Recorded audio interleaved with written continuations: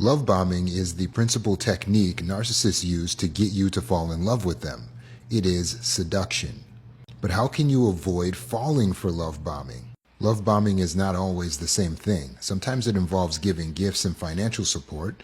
Other times it's just going to involve spending time or being very consistent, being there for you. Sometimes it involves future faking, which is pretending as if there's going to be this great secure future with them. They might pretend to be taking steps towards buying a house, pretend to be taking steps towards getting you an engagement ring, pretend to be taking steps towards getting you the car that you've always wanted. Sometimes they'll tell you fantasy stories about what it's going to be like in the future. Or when you ask and say, hey, I would like to have a relationship like this, would you be open to that? They'll say, yeah. Some narcissists will go as far as to fake empathy, fake compassion, be very affectionate or very sexual with you in the beginning of the relationship. They may fake like they're richer than they are, or they're going to pay attention to the things that you say you like and then make sure that they show up as that ideal significant other according to what they think you would like. Ultimately, what you need to understand is this is all a mask. So when you fell in love with the narcissist, you fell in love with their mask, with a false, fake version of them. That's not who they truly are. So later when their mask dropped because they started to seem mean, short, upset all the time, bitter, you're wondering, what's wrong with this person that I love? No, this is the actual person, and what you fell in love with was actually the mask. In the drama, notice how many compliments Devin gave Liz, telling her how beautiful she is, telling her how special, how funny she is. The compliments are part of the love bombing phase, showing and demonstrating affection and affinity for the other person. Notice how Devin would show up at her job, be thoughtful, bring flowers, let me help you with your bags. All of those things are part of the love bombing phase because that's not who Devin really is. Notice financial fakery as well. He gives her a card that she can use apparently to buy anything, but he is trying to borrow money from his brother when he's on the phone. And then later he claims that this brother, that's his only brother, is who he's going to go stay with, but he just yelled at his brother and told him never to talk to him again. So he's acting like he has a close relationship with family where he doesn't. He's creating a false picture. Notice as well the spiritual fakery. Oh yeah, I'm really close to God. I have a close relationship with God. Narcissists like to fake as if they are spiritual, close to the divine, even like they have a special connection so that you're looking to them as a spiritual guide, a spiritual leader.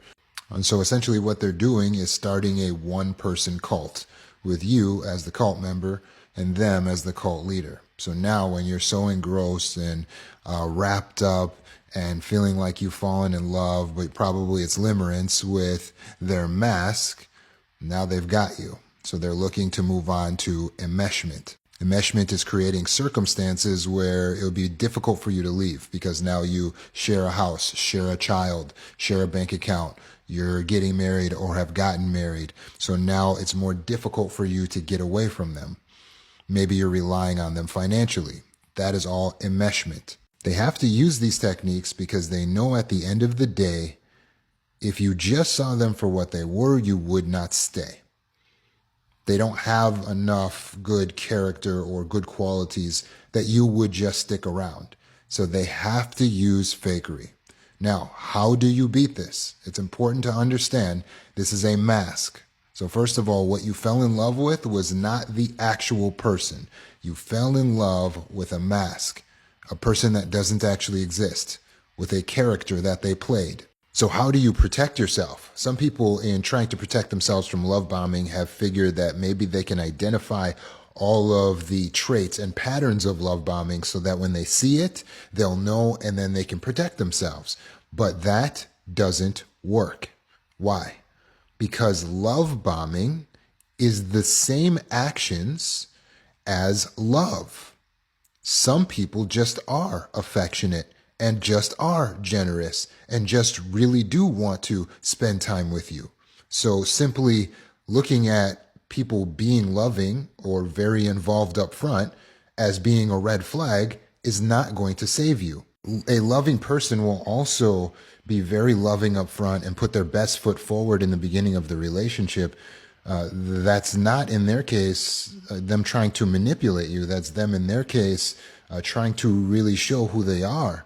And the difference is the authenticity. The difference is the intent. The difference is that a person who's truly loving will be able to be that way consistently.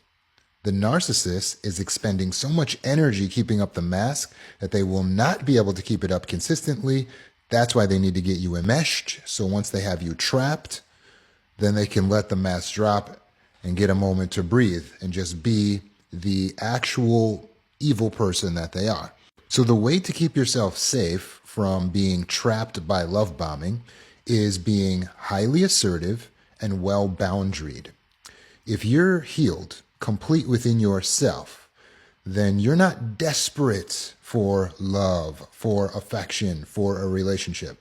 You accept it if it comes, but you're not desperate for it. That is a key to keeping you from getting enmeshed too quickly or getting attached to a person who's showing you those good qualities up front too quickly. So you need to stop being avoidant now. The whole, I'm not going to date anyone and that's how I'll stay safe. No, because that creates desperation through deprivation. And then you become a sitting duck, a target for a predator, a narcissist who sees you being like, oh my God, I just need something. I just need someone. It's been so long.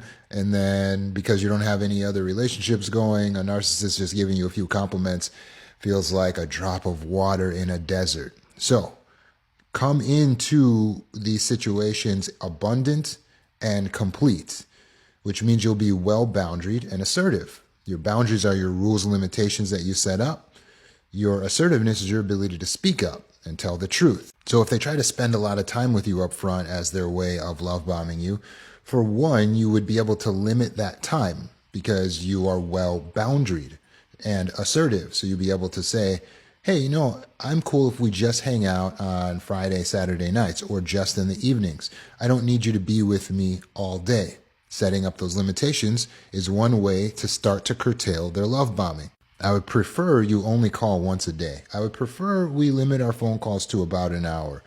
Setting up the limitations, not being in desperation, not thinking that it's your job to try to hold on to whatever love you get, is what will allow you to curtail the love bombing and you coming into limerence and being seduced. In the drama when Devin tried to give Liz the credit card, it was still very early in the relationship, so Liz could have protected herself by either not accepting a gift like that or deciding not to spend any money on that credit card until she's had the time to really get to know this guy for more than just a few weeks. Being highly boundaried and assertive will keep her safe because she can accept the flowers, she can accept the gifts, she can accept some affection, but if she has boundaries, it will keep her from getting enmeshed. So when he goes in for the hook, the kill, and says, hey, I need a place to live, she will not be offering her place because she is well boundaried. She will have the boundary of saying, I'm not going to be offering men to be able to come and stay with me no matter what their situation is before I have appropriate knowledge of who they are, what they are, time spent with them, and proper commitments in place. Her desperation to help, to give, to save got the best of her in this situation, and now she's trapped, enmeshed with a narcissist moving into her house. Good, authentic people will find your boundaries and your assertiveness to be refreshing, respectable, even attractive. Narcissists will find your boundaries and assertiveness to be exhausting, and it will wear down their mask quicker, and they will either leave and abandon you, or they will try to push past. Both are showing you they're not the one, and that's going to protect you.